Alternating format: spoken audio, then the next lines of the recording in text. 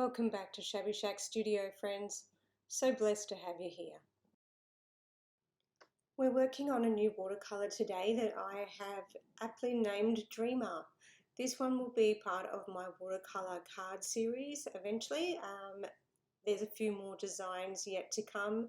Each one will feature this sweet young lass. I'm hoping to add some puppies and things like that as well. So if there's anything you would like to see, don't forget to leave a little comment for me below. I'd love to hear your suggestions. This one, I guess, signifies me quite well. Again, looking into the distance. This is actually the cover page of my May Bujo, and it's all inspired by these young ladies or a little dreamer sitting in a corner with some books or looking into the distance with flowers or what have you. As you can see, this one has an armful of books and paintbrushes and pencils and lost in her imagination, which is exactly how I am when I'm creating with you. If you've been here only a moment, let me introduce you to our budget imagination-friendly channel. Everything I create, or most everything I create, comes directly from my imagination. I don't have anything like any images that I'm copying off. I don't generally have like a vase of flowers or anything like that I am working from. I'm working purely from something that I dream up in the deep recesses of my crazy mind. And then we very much create it together. So this is not a second copy or a third copy. This is just one copy of what I'm going to create, and we create it 100% together. Whether that means that we make some mistakes or really kind of add some character along the way and get imaginative in how we're going to be innovative and include that era and make the piece so much more wonderful by embracing the imperfection of art and what is in all of us. This piece is absolutely no different than anything else I create in that respect. This was 100% an idea, and I decided that I was going to use only shades of grey, and then I decided that I was going to add in some gold, and it was the perfect excuse for me to finally go and get that metallic pan that I'd been dreaming of for the longest time. And I found the perfect one, I think, in the Horadam, I hope I'm pronouncing that correctly, Aquarelle. It's a number 893, and it's simply called Gold. And it has the most amazing sheen, so you can see that as we create together. And the grey is simply a Payne's grey, so you'll see me use that one all the time. It's a staple in my colour palette and in my design theory, I guess. This sweet young lass was a simple sketch that I created just again from my imagination, and then I added the details to her dress, added the books, the butterflies became, and for me I think they really signify that elusive quality that we all have when we create, when we haven't over-planned it or overthought it, and we allow our imagination and our creativity to run wild. So if you do like what you see and you would like to see or would like to have a look at the Bujo for May, which very much follows this theme, I will link that for you below, and I will add it on my last screen as well to this video, so you can simply click across if that's something that you would like to view. The paper is my favorite, so you'll see me mention this again and again. It's a very inexpensive art book, but I just adore it. It's by Mont. It is simply called the Watercolour Discovery Book, and it's an A5 size. As you can see, it's got a nice ring binder at the top and a perforated edge, which makes it really easy to remove your artwork once you've created it without tearing it, and I have done that, and it was heartbreaking. So if you too have done that, oh my goodness, isn't it awful? So this one actually has 30 sheets in it, and it's a 190 GSM, so it's a lovely thick weight. The texture on it is beautiful, but for me, it's just perfect for my watercoloring. It doesn't put too much pressure on me to stress about the expense of the supplies I use. This channel is very much focused on being budget conscious and being accessible to every creative soul. I don't want you to be to be hindered by the amount of money you have to spend on supplies. It is not indicative of your creativity. And you can create something just as wonderful, just as worthy, that is perfect to hang on the wall or gift as a card or add to your journal or whatever it is that you have an intention for your art. And you don't need to spend loads and loads of money. Once I've added all my little bits of watercolor here and there, and I do go back and add in some wet on dry at the end. So at the moment I'm really just concentrating on getting the best of that bleed. I wanted to have a dark edge, a dark shadow at the bottom, and then just allow that color to bleed up and soften as it disappears on the page. As you can see me just add a whole lot of water at the very beginning, and then I just added the pigment directly to that. But by all means, if you feel more comfortable to layer it up as you go, do it that way. I really wasn't sure what to expect when I used this gold because I haven't used it before, and it was a new, it was a new thing for me. I wasn't sure how concentrated it would be or how soft, but you actually get this really lovely sheen throughout. And then I do add a little bit more strength, a little bit more oomph as I go back to her hair and to the bottom of the field and that kind of thing as I go. Don't get too stressed if it's looking a bit dark. We could always soften that down even once it dried if that's something that you wanted to do. You could use a technique called lifting, where even if the paint is dry, you could come in with a wet paintbrush and something like a paper towel that's quite absorbent, and you can gently wet the paint and then dab it with the paper towel and lift the color from it if you want to soften it. Okay, so don't stress. The good thing about this is this pad of paper is literally like $4 or $5 Australian, and you get 30 sheets. So if you don't like it, ho hum, turn the page, don't stress about it. Okay, so as you can see, in my loose style that I always have, I've just come in and I'm just adding a little touch here, a little dab there. Her hair, as you can see, it's quite dark around the crown, and then I've added the gold in and I've let it dry. So as it dries, just don't forget that your colors will reduce in strength by around 30%.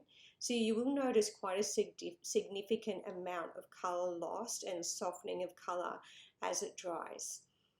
Now this one was always intended, as I said, to be part of this watercolor series that I've been creating over the last few months. I always intended to come back in with my pigment liner, as you can see, and then add a bit of detail, etc., to her hair. Now, as you can see, this is on an A5 sheet because this month it was actually for my cover page of my Bujo. Of course, we could have created this on a smaller scale if we wanted to fold it in half. We could have turned this page on its side and had an A5 card folded into a really good size gift card. Could have used different colored water paper if it's something we wanted to do. There's a lot of options. You could even pick up some photo corners from this one and we could add it to a larger card. But this will eventually be part of that series, and it's something that I will link it and share that with you. If you've been here a minute, you've probably already painted some cards with me, and we've had a really wonderful time doing that. Now, people are not something that I normally create a lot. So for me, this series has been, a little different for me, a little outside my comfort zone, but it's something that I've really enjoyed. If like me you're more comfortable not focusing too much on faces yet, or I'll have the side of the face, you could have a bunch of flowers that cover the face, you could have a whole lot of things. If you are somebody who's super confident adding in faces, then you just need to change the aspect of your person.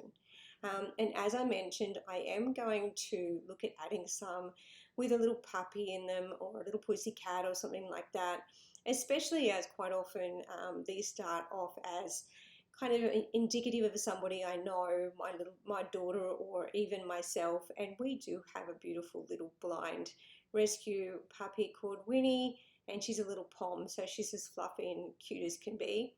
If you would like to see more of Winnie, let me know too below, and you can always follow me on socials, and she actually does feature there quite often because she's always here in the studio with me when I'm creating. So what would my creative day be without sharing pictures of my beautiful little pooch as well? As I've mentioned before, my style is really quite loose, not just with the paintbrush, but also with the pen. It's something that I really do just kind of feel my way. I do have some loose pencil sketches there that you can see, and one, the watercolor, you won't see them where the watercolor is, and when I am finished adding my ink in, I'll erase them as well, so they definitely won't be an issue as such. If you prefer to create without pencil lines, then by all means go nuts. But for me, I really enjoy kind of having that spatial aspect already in place for me so I know how everything is going to sit. I will add a link to all of my favorite tools and supplies for you below. That will include my watercolors, my pigment liners, this paper that I use, etc. If there's anything that I miss out that you would like to know, please let me know and I'll add that below. Again, all of the places that you can contact and keep in touch with me, they're added below, my socials, my website, etc. Always lovely to hear from you. So if you have any comments or is there something that you would like to see, in whether it be in the gift card series or just as a whole, please let me know. And don't forget to hit subscribe and show your support for me in the channel if you do enjoy these videos and would like to see more and be notified as soon as they are live.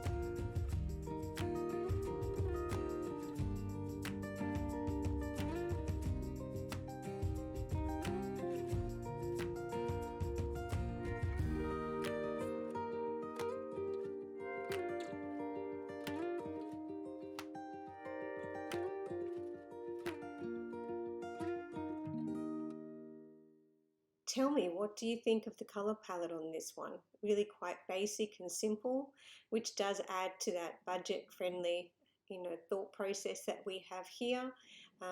Two simple half pans with the gold and with the Payne's grey. Really quite a simple but effective color palette, I believe.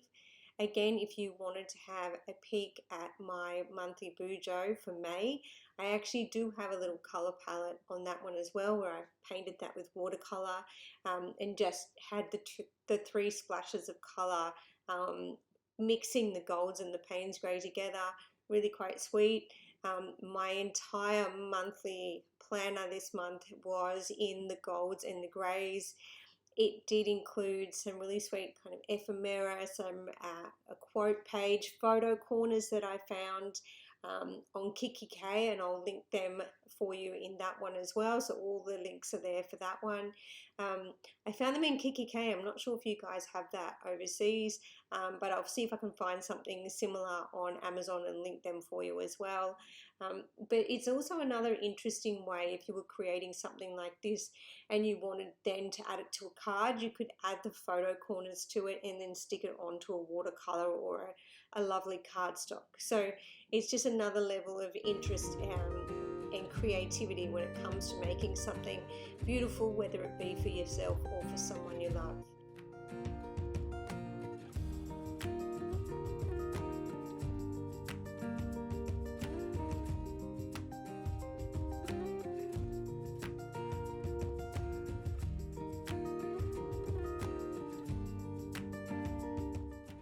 Thank you as always for being here, guys. We're getting near the end. I hope this one was short but very sweet. 15 minutes today.